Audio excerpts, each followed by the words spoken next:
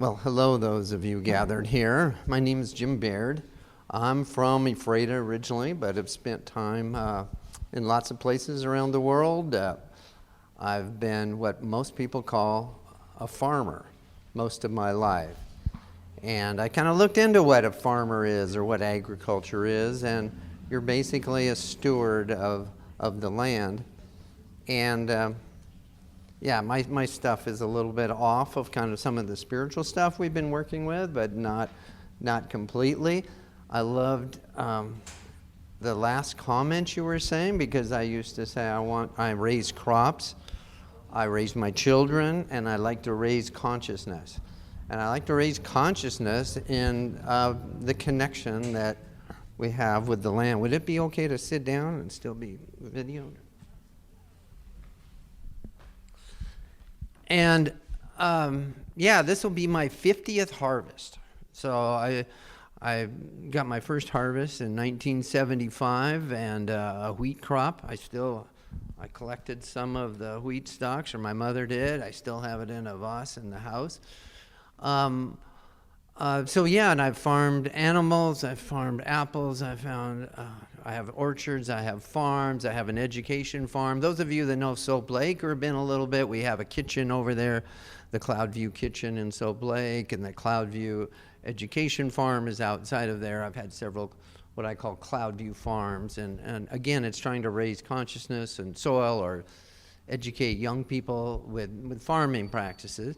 I also spent time at the Findhorn, the intentional community eco-village, whatever you would call it, in Findhorn, Scotland, and did several months of work there. And that's where the people there that are really doing the meditative work on plants and felt like they had made a connection with, well, the first plant was the pea, actually, the sweet pea, the pea diva, where some of the people there really felt like they were able to collect with pea consciousness and have, and I can't go really into all that connection there, but because I don't quite understand, but I believe in it, and I believe that the great people that have worked with plants over the years understood that connection, whether intuitively or whether consciously with work. If you look at the stories of Luther Burbank, the most famous for the russet Burbank potato, but they say he could go down a nursery row and just rip out plants, rip out plants, rip out plants.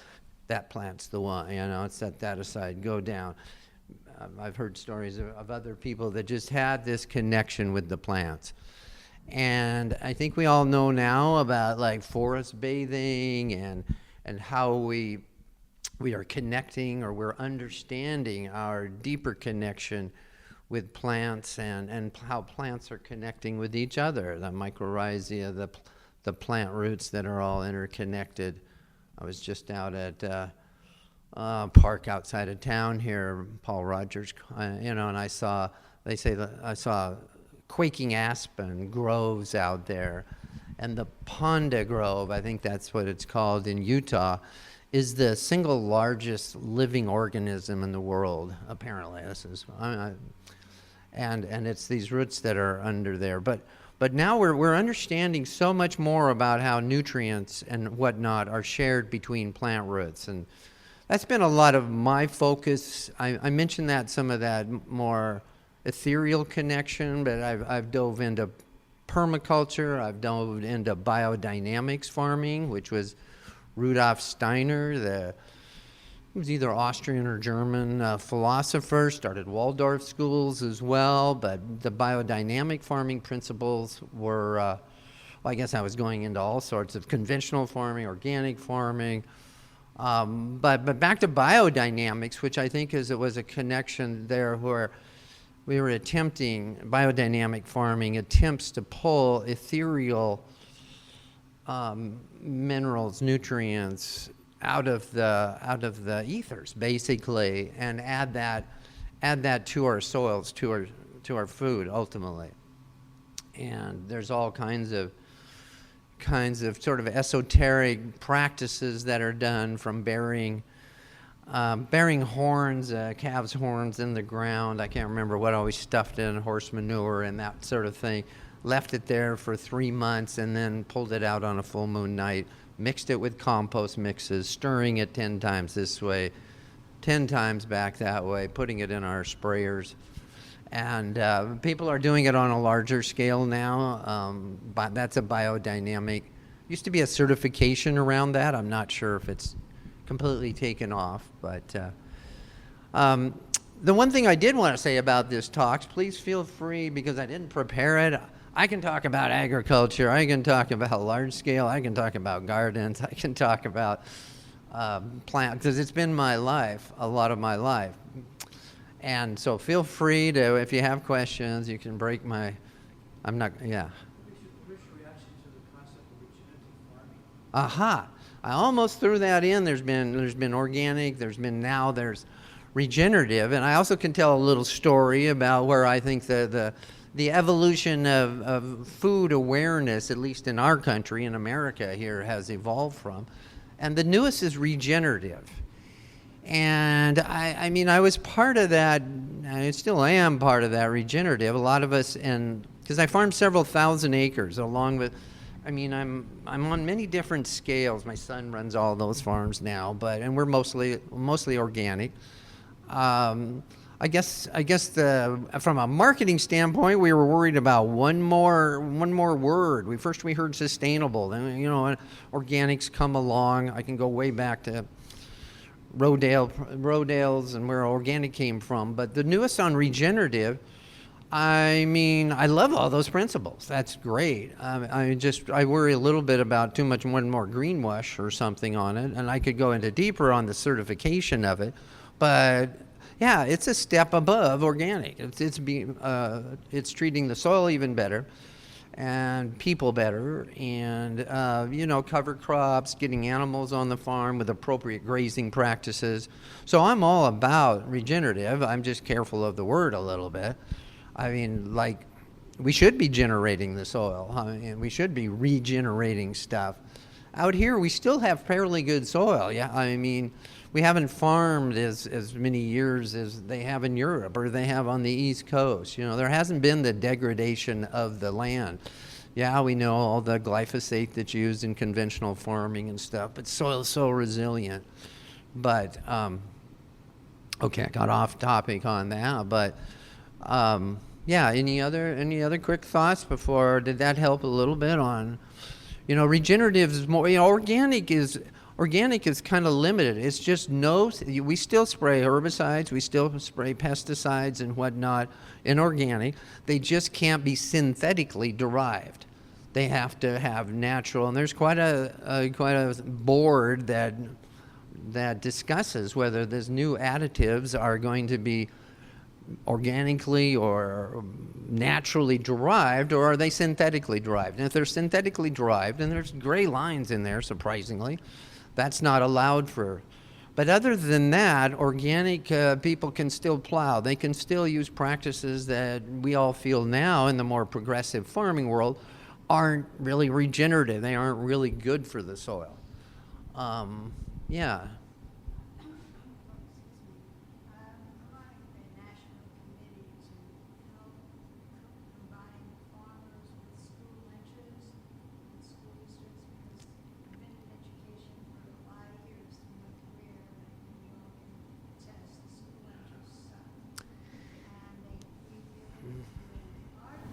Oh boy, do I!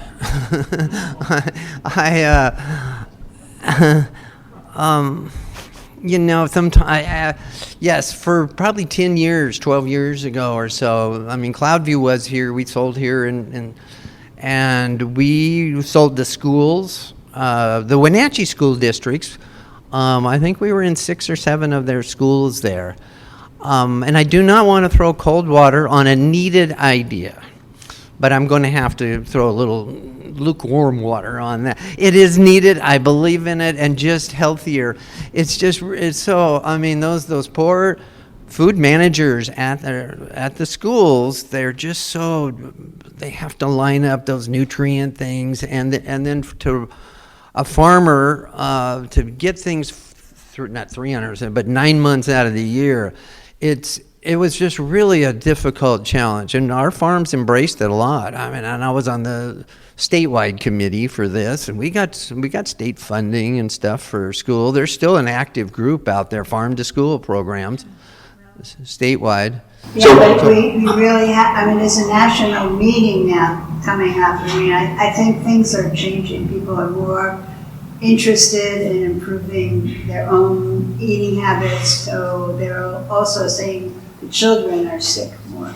So I think it's really a serious problem. I hear you. We can't just go and say, well, it never worked. I think we have to figure out how can we make it work. And if it can work in certain communities, it should be able to work here in Ellensburg too.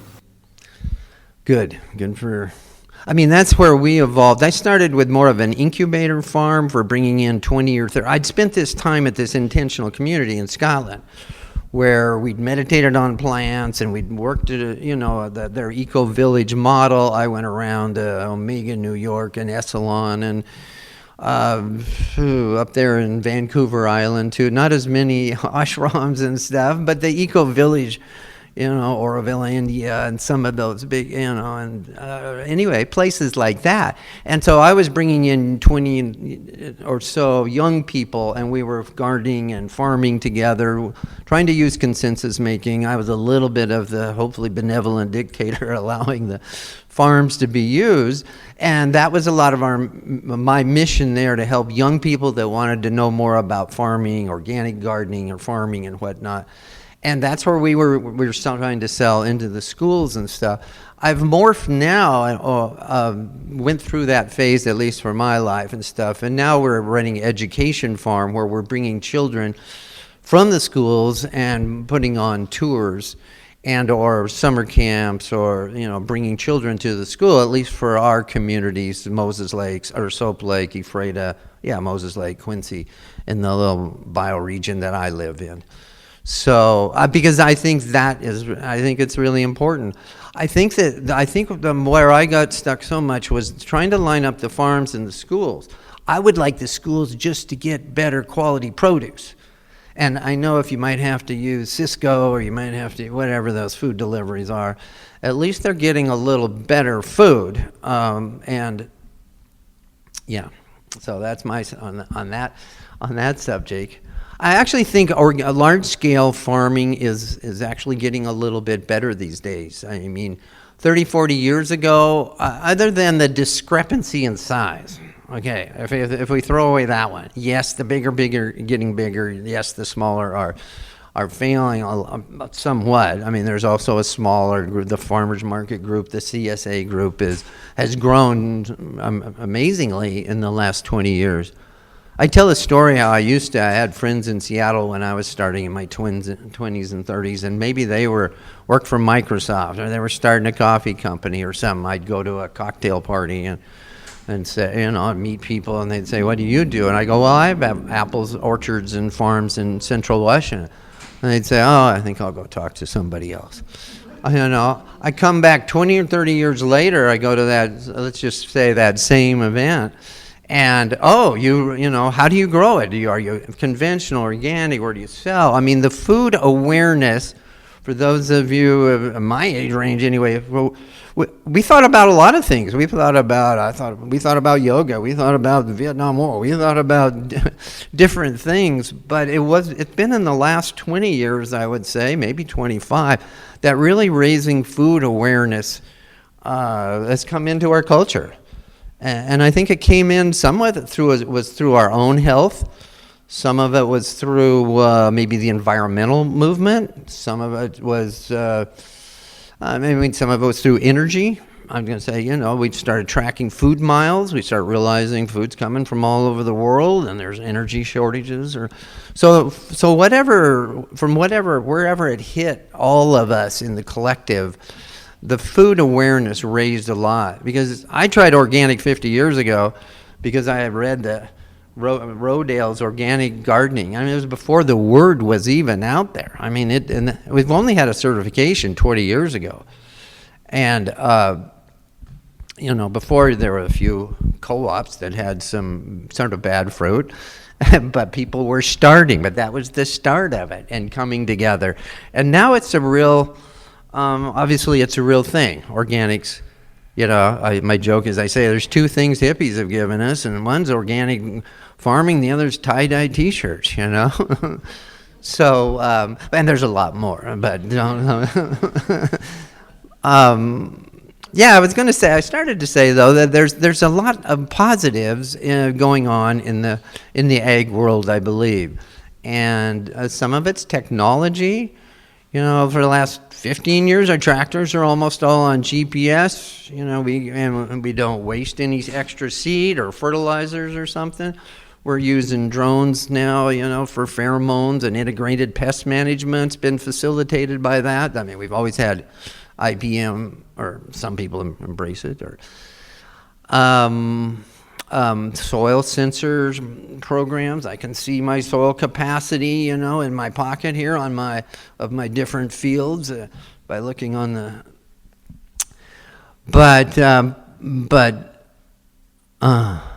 Okay, I'm going to segue a little bit. Anyway, that was my talk on organic. Oh, and cover crops. Cover crops are something, even in the farm magazines I get. 20 years ago, you read about different things, the market, a new chemical, a new thing. Now everybody's talking about soil health. And they still might think that they're, you know, using synthetics as help, and because they till less.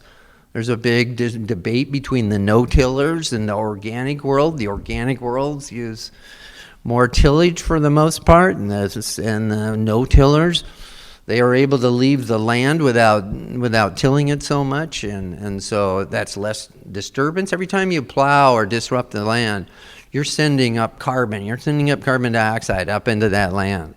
And the plow and tilling has, you know, we in agriculture contribute a lot to the, you know, to the climate change that's going on, to what's in our air. And so I think all of us are trying to work on that. But cover crops been a big, and green manure and cover crops, that's where you're growing crops and you're putting them back into the soil. I mean, I heard somewhere last few years or a few years ago, McDonald's required their potato growers that go through a processor and all to be using a brown mustard cover crop that's a biofumigant for verticillium and fusarium wilt in your soils. So those are some of the changes that are making on a large scale. One little thing I haven't told many people about cover crops, when Joe Biden was giving his acceptance speech, how many years ago was that? He was talking about how he's going to repair bridges and he's going to do all those things, and we're going to get more money for farmers so they can plant cover crops, you know. And I started a cover crop in 1978 or 9, you know. Who ever thought I'd hear it on national, what's that called, on his first speech? Anyway, cover crops are mainstream now. We're all different kinds. We're now even matching a soil sample that says you're a little low in zinc or phosphorus or whatever it is. Okay, you need to plant buckwheat. You need to plant Phacelia. You need to plant, you know, different buckwheat mixes now that are actually working to take care of what nutrient that you might be a little light on in the soil. So modern agriculture is real. There's two sides to me. I'm a Gemini sun. I'm a Libra moon. But I am kind of fascinated with what's going on in the technology world and how I think it can heighten organics and growing better food. But there's also the side of me that just loves plants and loves growing things and loves seeing them grow. I'm getting a touch of biophilia there, you know, of speaking and loving nature so much. The trees and the plants, and I've sometimes told people have asked me, what's the best quality you have to be a farmer or something, and I think it's the same thing we all have in life, and that's the observing plants and seeing them at all I used to say I like to see the plants when the sun rises, and I like to see them at 3 o'clock in the afternoon, 4 o'clock in the afternoon when they're at the heat of it or so. But just seeing plants and yeah, I felt like I've done workshops on meditating. Actually, one of the 3 ladies that started the Findhorn community was from Bellingham, or ended up in Bellingham, Washington. And if you all know the Findhorn story, is the people that really started meditating on plants, and at first their cabbages grew this big, but after that a real intentional community surrounded around that. But their focus was connecting with plants and connecting with the plant world. Apparently the plant diva told, what was her name, that felt like she had made this consciousness breakthrough, and maybe other people, obviously other people have been able to do this, but not as maybe publicly in the modern world, that the plant said, we're here to co-create with you. You use us, you cut us, we're here to co-create. We can be here to co-create with you, or coexist with you. I've got stuck on that co-create word on lots of things.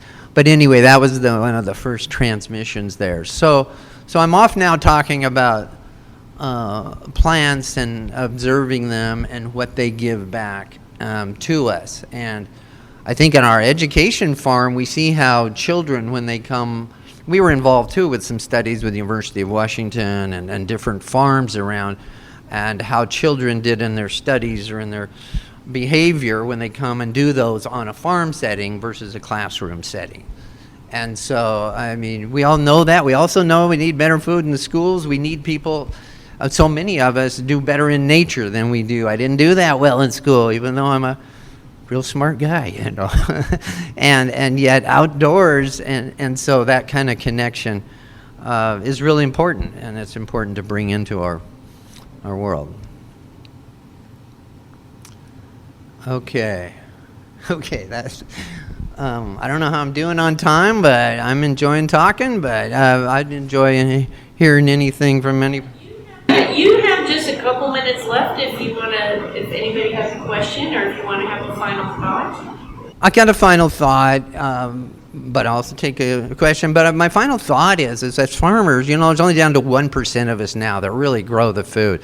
But it's a sacred occupation. We are growing the food for our society, and we should be conscious, always moving forward in growing the best food we can. There's a lot of, didn't talk about this, but as we started trying to get more nutrients into the plant through cover crops or additives, whatever we use, it's because we want more nutrition in that plant, because we want the plant to be healthier. And